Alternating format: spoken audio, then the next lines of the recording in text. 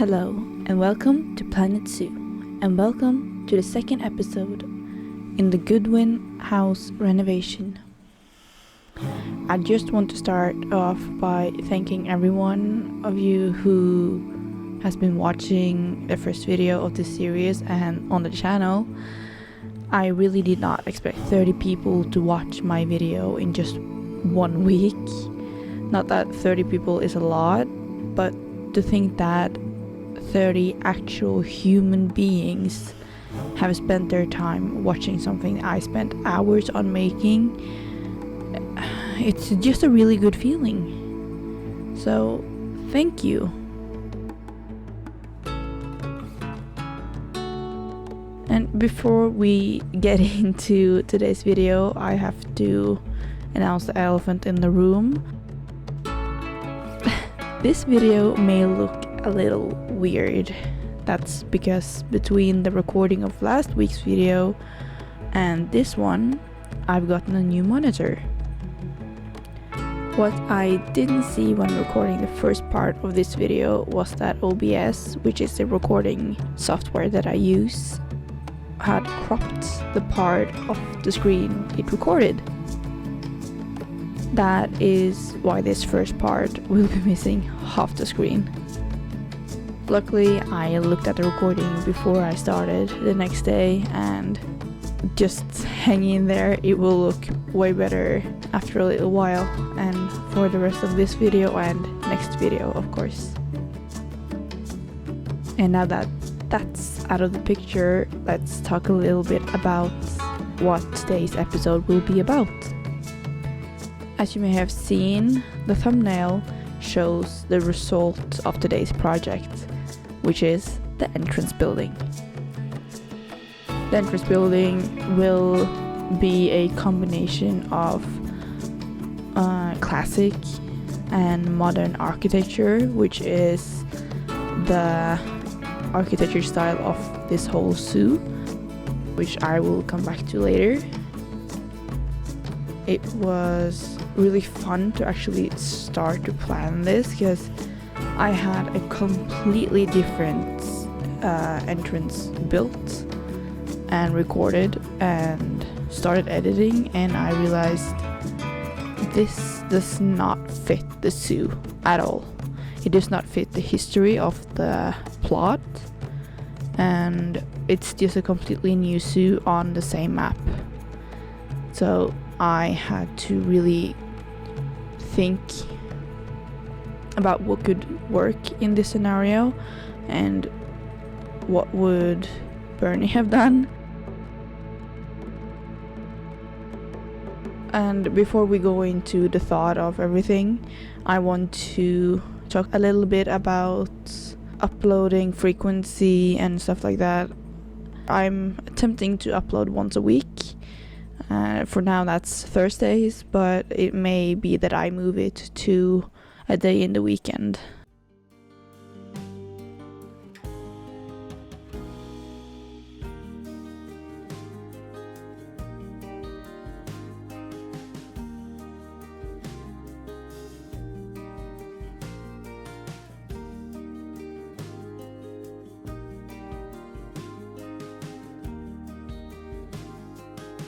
As you can see here, I am detailing the zoo not quite well, but in high detail.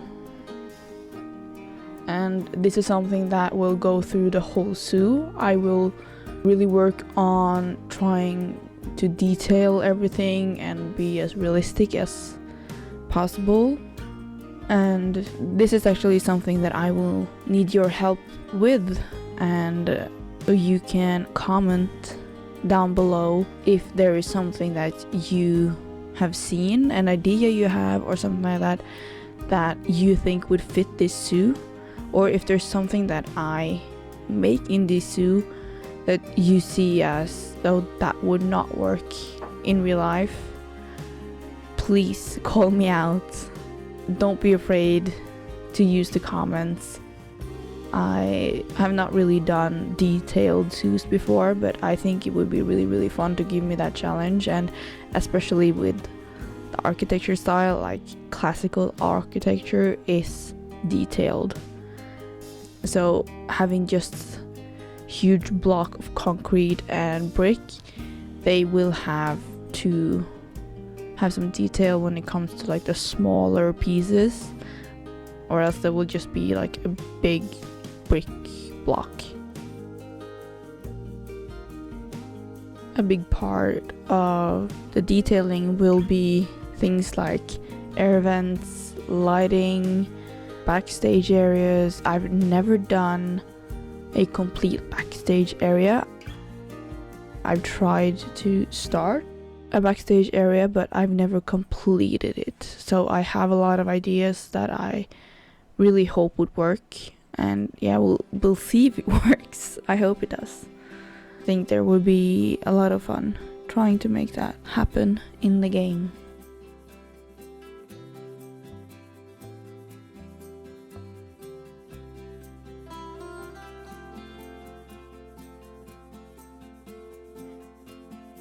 A big part of the Planet Zoo community and the Planet Zoo creators is to take inspiration from the real world.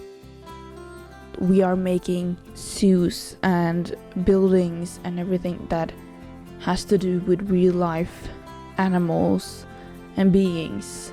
As in, for example, Jurassic World Evolution. You don't have to make something that is realistic for this world, because dinosaurs does not exist anymore, or some dinosaurs, of course, but yeah.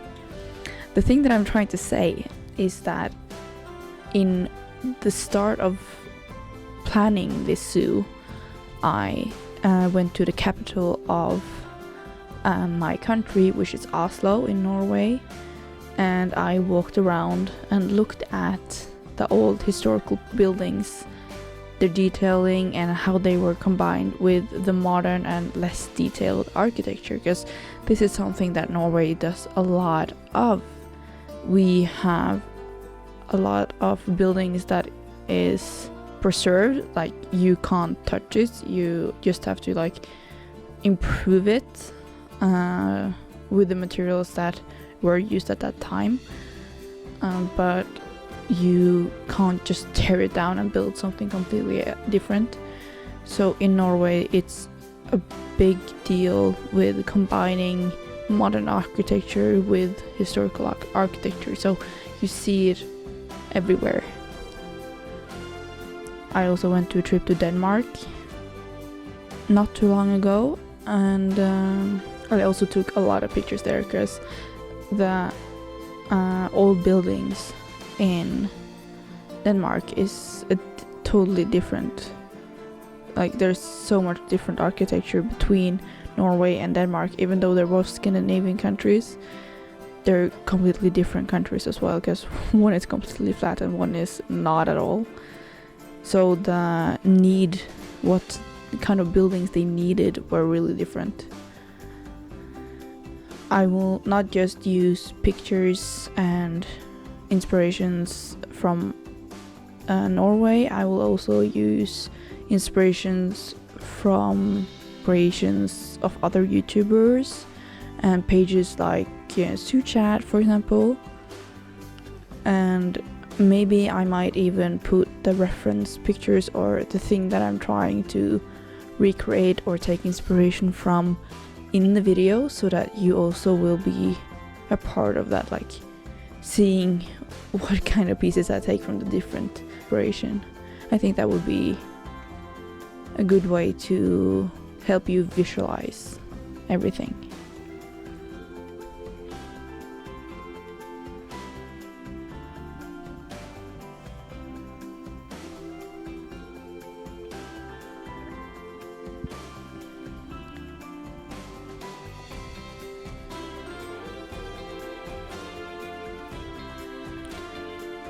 A big reason that I chose to have a mix of classic and modern architecture in this zoo is because of the storyline, which I will come back to later, that the zoo had to keep the Goodwin house, as you can see in the background, as well as other small buildings when they bought the zoo.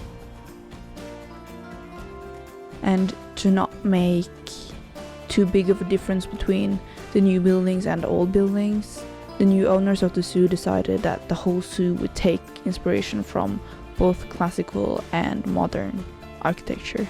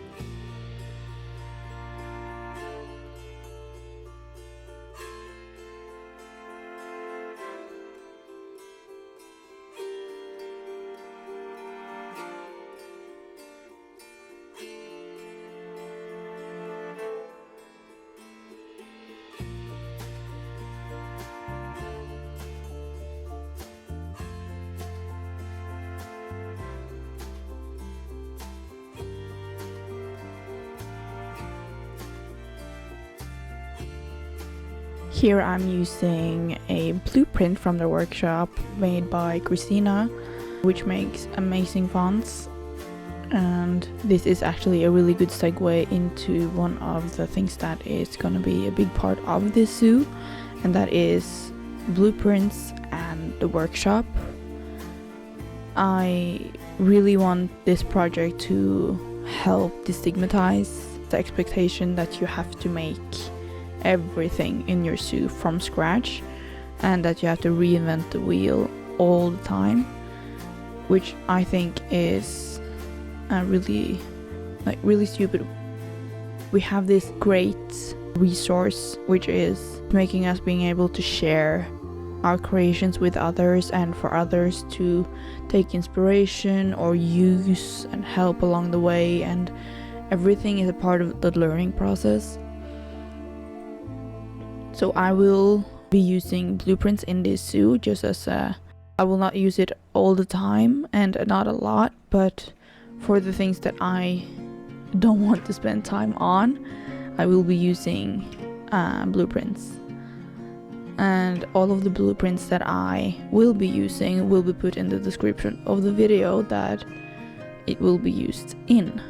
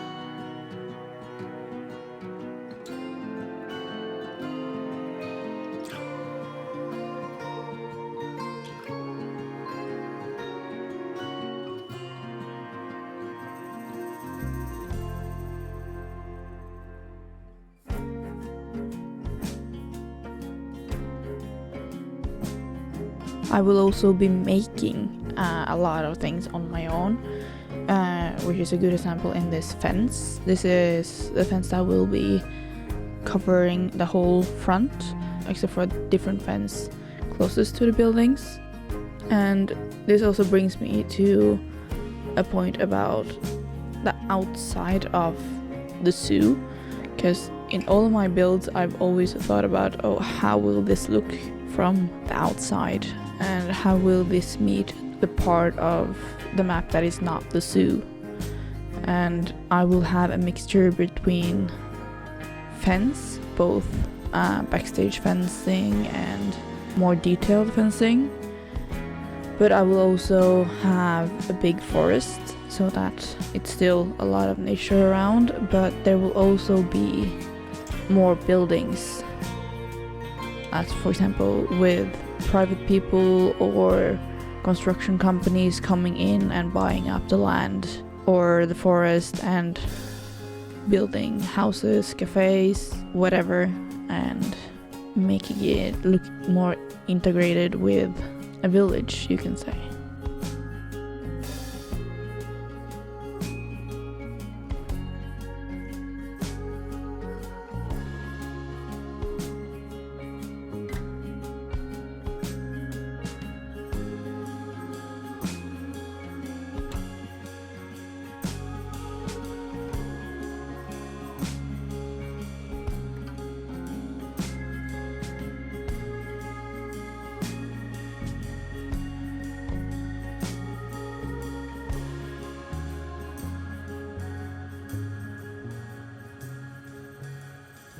In the last episode I talked about one of my favorite YouTubers, or Planet Zoo YouTubers, which is Sparrow.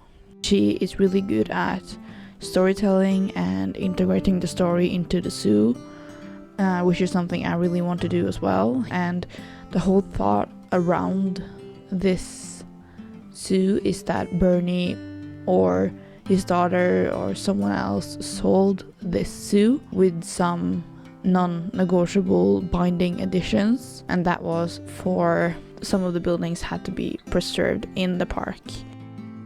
An example, as I said earlier, is the big Goodwin house, which was the entrance building but will now be similar to the Bronx Zoo, where you walk into the zoo and the first thing you see is this road and these trees leading up to this grand building in classical architecture.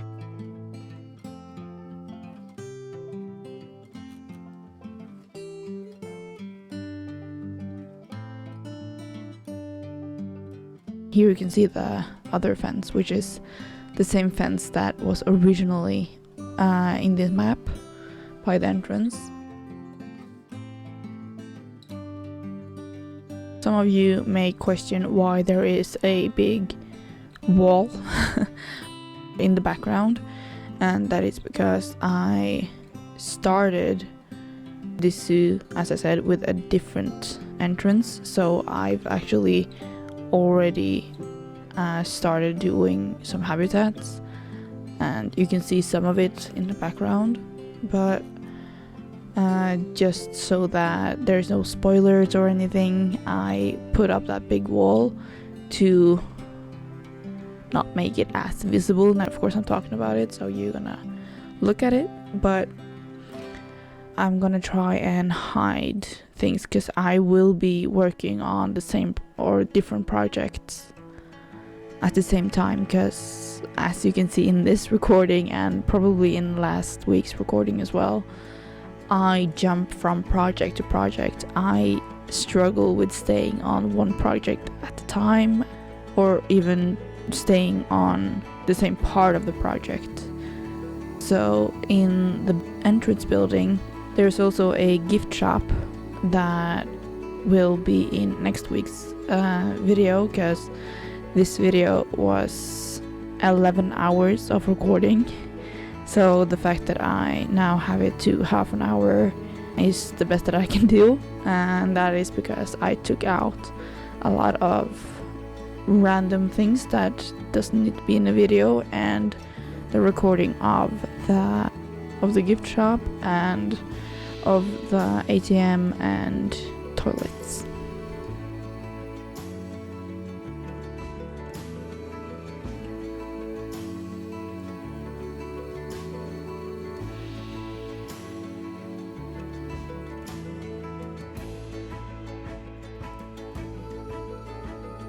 That is everything I have to share for today, so please enjoy the rest of the video. Thank you for watching and see you. Bye.